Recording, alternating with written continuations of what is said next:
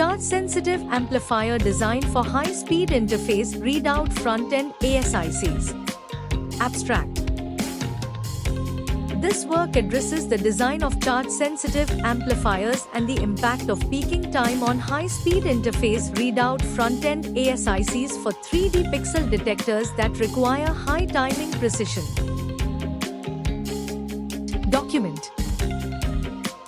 This abstract includes an overview of the project, highlighting the keywords, existing methods, and their drawbacks.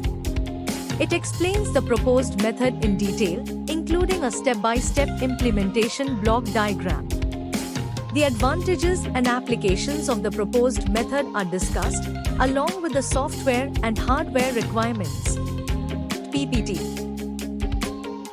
In PPT, we can provide abstract introduction, literature survey, existing method, disadvantages, proposed method, proposed block diagram, simulation block diagram, and results.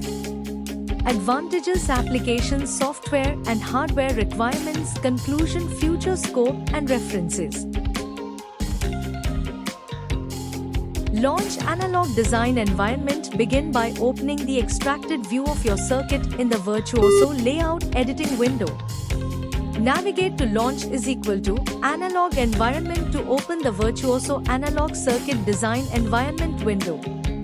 Alternatively, you can launch ADEL from the Command Interpreter window by selecting Tools = Analog Environment = Simulation, specify Library and Cell.